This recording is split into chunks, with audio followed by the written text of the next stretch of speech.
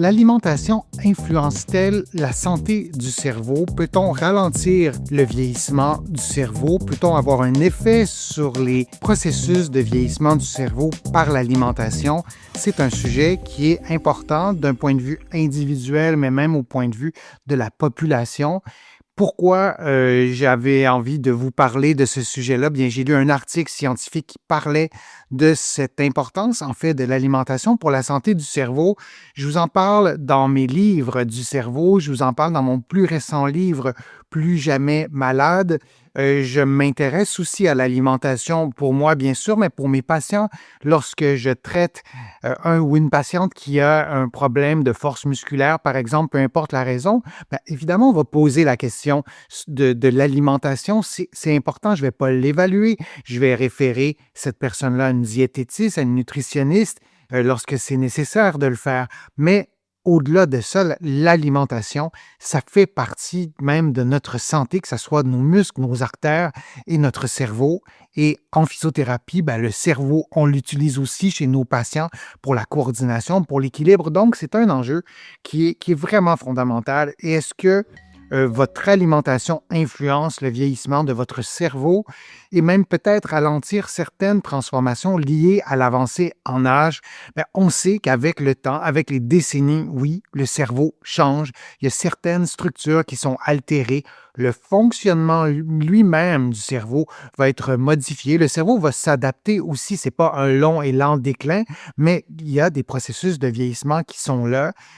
On sait par exemple que la matière grise, qui est essentielle par exemple à notre mémoire, à nos autres fonctions cognitives, eh bien, elle paie parfois le prix de l'avancée en âge, bien que des mécanismes d'adaptation qui permettent de contourner aussi certains de ces effets-là. Mais les chercheurs se sont donc intéressés, dans l'étude que j'ai lue, à l'alimentation et à l'évolution du cerveau, la diminution des capacités cognitives. Aussi, on peut penser à l'augmentation du risque de troubles neurocognitifs majeurs, comme la maladie d'Alzheimer, par exemple. Et cette étude, en fait, c'est une cohorte qui a été suivie pendant près de 10 ans. C'est un suivi longitudinal, donc les personnes ont été vues plus qu'une fois sur une longue période de temps et il y avait plus de 1000 participants. L'âge moyen était environ de 60 ans et les personnes ont eu des IRM, des tests d'imagerie médicale par résonance magnétique et c'était de façon répétée. Ils en ont eu plus qu'une fois et il y avait aussi un questionnaire sur leur alimentation. Et les chercheurs ont mesuré le volume cérébral total, ils ont mesuré aussi la matière grise et le volume des ventricules, qui est un endroit spécifique du cerveau, et ils ont aussi en parallèle évalué l'adhésion au régime MIND. Je vous en ai parlé dans mon livre Plus jamais malade du régime MIND. Je trouve qu'on n'en parle pas suffisamment. C'est une combinaison du régime ou, si vous voulez, de la diète de type méditerranéenne et DASH. Et ça cible spécifiquement la santé du cerveau. Je vous en ai parlé aussi dans d'autres vidéos, ces trois types en fait d'alimentation-là ou de régime, si vous préférez.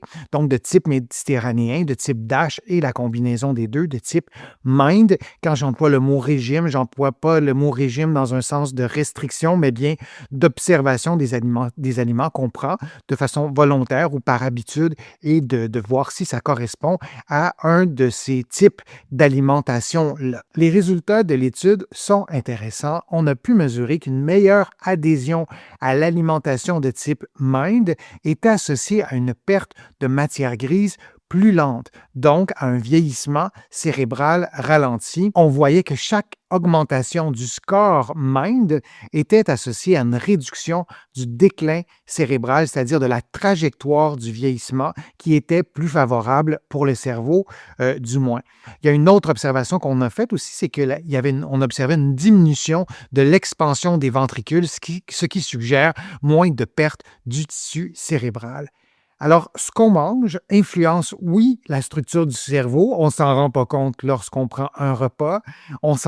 C'est impossible pour nous de mesurer ça, d'observer ça parce que ça se fait lentement, ça se fait sur une longue période de temps et on a collectivement peut-être tellement pris l'habitude d'associer à l'alimentation, au poids, à l'obésité, aux situations de surpoids. Je ne dis pas qu'il ne faut pas parler de ça, je dis c'est un sujet sensible, c'est un sujet qui est complexe, mais on a presque été aveuglé par l'importance de l'alimentation sur ça, plutôt que l'importance de l'alimentation, notamment sur la structure du cerveau. Et c'est ce que cette étude nous rappelle, cette importance. C'est un effet progressif, c'est visible, oui, mais à long terme. Alors, si on essaie de se rappeler ce qu'on faisait il y a 7-8 ans, on ne s'en souvient pas, et de pouvoir comparer, par exemple, certaines fonctions cognitives, ce que les chercheurs n'ont pas mesuré, aujourd'hui à comparer à il y a 8 ans, ben, on va peut-être seulement conclure qu'elles étaient meilleures avant ces fonctions cognitives, alors que peut-être qu'il y a un lien avec notre alimentation,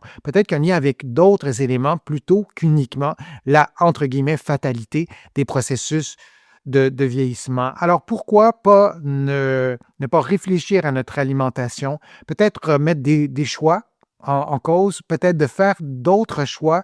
Et souvent, ce que mes patients me disent, encore une fois, je suis physiothérapeute, je ne suis pas nutritionniste, mais d'avoir refait des choix différents pour leur alimentation qui sont compatibles avec une meilleure santé, notamment du cerveau. Souvent, mes patients me disent, non seulement c'est bon pour ma santé, mais je me sens mieux aussi de mieux m'alimenter, de choisir des aliments qui sont peut-être moins transformés, peut-être s'éloigner des aliments qui sont ultra transformés. C'est ce que ces personnes me rapportaient, qu'au bout du compte, elles se sentent mieux. Elles sentent parfois aussi qu'elles ont plus d'énergie et leurs muscles aussi, souvent, se portent un peu mieux.